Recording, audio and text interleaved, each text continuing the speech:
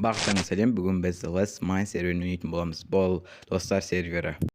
И Less Mine'ның мағынасы ол лучший сервер Майнкрафтта болады, орысшада солай оқыла береді. Және де сіздерге осы видеода 14 күннің ішінде қалай выживать еткенімізді көрсететін боламыз. Егер де видео қызық болып жатса, осы видеоға лайк басып кетіңіздер, өйткені бұл видео шығаруға өте көп мотивация береді. И серверге мен последний болып кірдім 6 сағат өткеннен кейін. Барлық серверде нормально выживать жасаған, өйткені оның себебі мен 17:40:06 ойнайтын болсам, ал олар болса 17:34:02 деп жазып алған. Мен сосын копиясын жазып алуға тура келді да, и сосын настройкамды углға кіріп дұрыстап алдым. Сіздерге бұны видеоның ортасында түсіндіріп кетермін, қалай екеуінің айырмашылығы бар екені. Енді достар, сіздермен осы сервердегі игроктармен танысып кетейік. Бір игроктың скині табылмады. Ол үшін бірінші Атокадан бастайық. Атока ол бізде строитель, және де спидранер, және де тиктокер. Ол нормальный контент түсіреді. Одан кейін Елжан да спидранер, тиктокер, бірақ строитель деп айта алмаймын. Осы екеуіне описаниеға қалдырып кетемін тикток каналдарын. Ең бірінші мен спавнға кірген кезде осыны заттарды көрдім де, сосын бірден деревня іздеуге кеттім. Деревня іздеудің себебін қазір видеода түсіндіріп кетемін. Бірінші историяны бастамай тұрып шахтаға түстік. Неғып шахтаға түстік? Өйткені барлығы менің кешігіп кіруімнің себебінде. Атока бірден сабақтан келгеннен кейін бірден Майнкрафтта жазып алып, сразу шахтаға түсіп, тамақпен проблемасын деревняны тапқаннан шешкен шығар. Менің стратегиямды қолданған шығар деген ойдамын. Немесе ол спавнда ең бірінші мен корованың фермасын көргенмін. Содан тамақтан проблемасын шешіп шахтадан шықпаған. Бір сразу айтып кетейін, Атока бізде ең алмазный броняны полный сетін бірінші тапқан игроктардың бірі.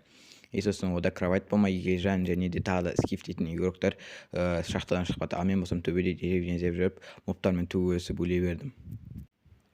Жарайды, олар бірақ түнде ойнамады. Сосын мен түнде ойнап ағашпен және де ұйықтаумен проблеманы шешіп алдым. Содан кейін мен осындай аванпосттермен осындай тауып алдым да, сосын ары қарай деревня іздей бердім.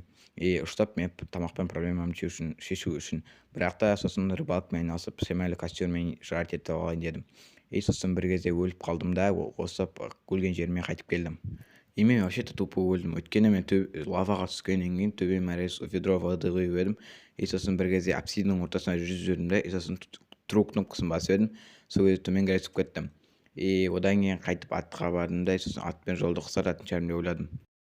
Сосын өзімнің обсидиямды, өзімнің алмазный киркамен қазып алдым да, сосын ары қарай кете бердім. Бірақ та атта өзінің пиглиндерімен ошманда хоулик дейтін ба, сондайлары жаман қатты урон алып, сосын голдпен менде проблема болып қала бердім. Жарайды, грустныйдың бүкілін артқа қалдырайық. Ошы мен шамал осындай база істеп алдым. Әлі ешкім фортресс таппаған, так что мен өзімнің рингті жалау болу идеям әлі ойда тұрды.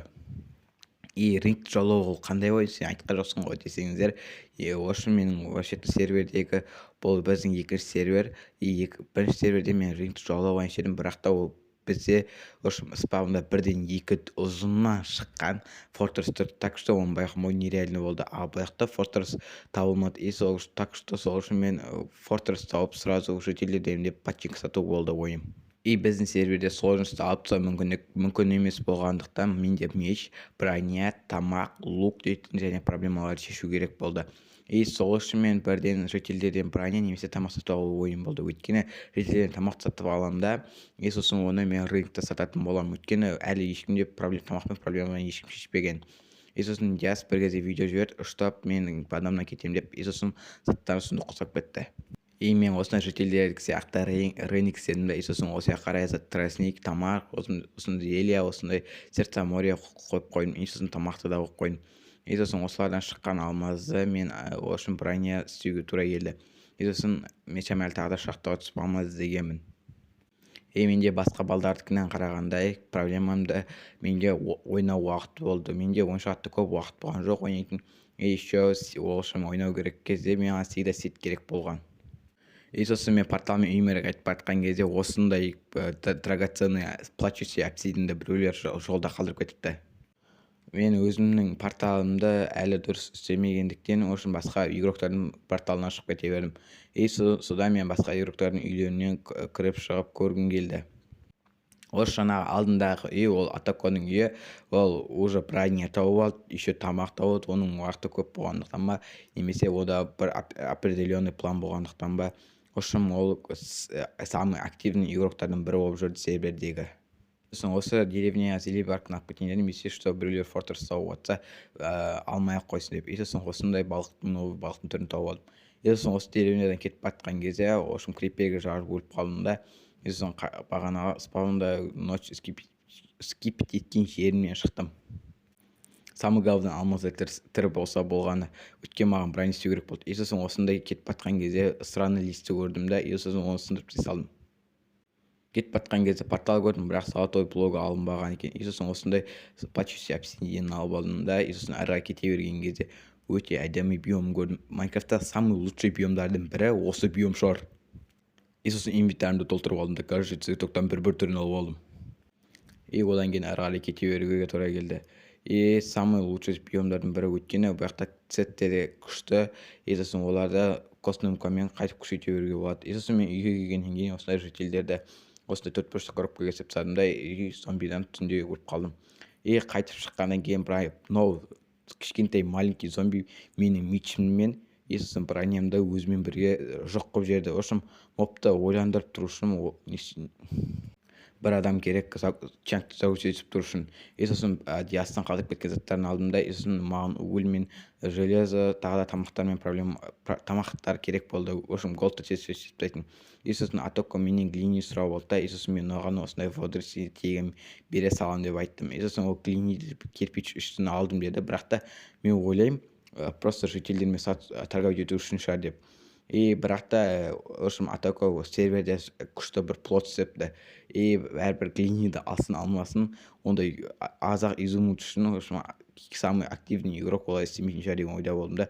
Заттарымды жинап алып, наконец-то шықтым. Мен фортресс іздеуге кетіп байтқан кезде, атокода осы жақта жүрген. Мен бір кезде лагың көптен көріп қалған кезде атоко маған заттарым жинап берді, бірақ лугымды бермей қойды. Луг бірақ та кім бір мобтан қолына кетіп қалған шығар деген ойда болдым да, ары қарай кете бердім. Сіздерге лавы акуланы көрсетейін ба? Міне үйсі анеште вертолет ұшырып жүр. Осылар маған жаман қатты мешет етті, нені фортресс салу үшін.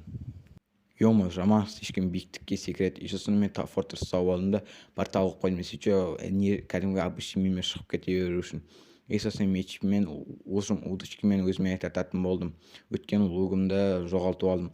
Сосын шыққаннан кейін жердің көтіне шықтым да, сосын ары қарай үйге бару керек болды.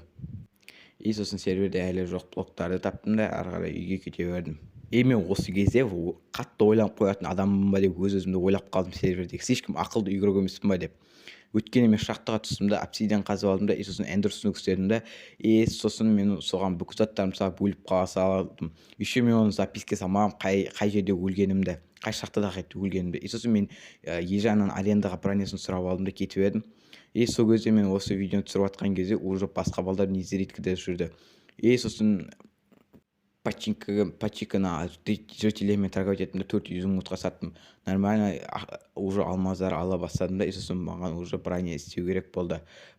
Еще фортреске барып қайтып эндостунукты ашуға керек болды. Бірақ та менде энклаза болмады. Сосын әлі спавымды аралап жүрген кезде уже атока өзінің музейін істеп тапты. Бұл музейде драконның яйцосы, драконның басы немесе табылмайтын бір блоктарды салатын боламыз.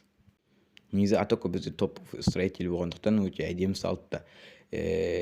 Сосын осындай сундықтарда ресурс бар екен. Ал мен черт болсам әлі бір жителермен торговать етіп жүрмін. Сосын сундук істеп алдым да, наконец-то жемчуг края алдым да. Сосын оны өзімнің магазиннің қасында Каспий Голд деп ат қойдым да. Сосын ішіндегі заттарымды алып алдым. Починкілерді тағы да торговать еткем. Сосын бүкіл 2 сундук починкіден толтырып қоя салдым. Бағасын айттым да 2 алмаз дей салдым.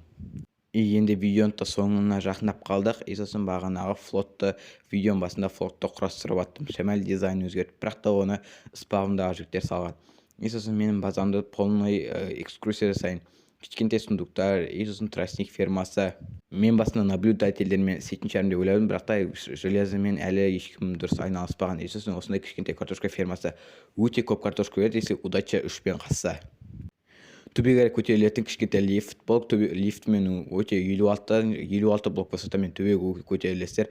И сосын анда кішкентай лестницадан шығасыздар да, и сосын ағаштың үстімен аласыздар да, ағашпен максимальный скоростьпен төмен қарай қазасыздар. Если маяк болса вообще тез болатын еді, еще эффективность 5 болса. И сосын өте көп ағаш аласыздар да, оны шетелдегі сатасыздар. И ары қарай кете берейік. В общем, мен мынандай ферма істедім. В общем, арбуза мен тыква.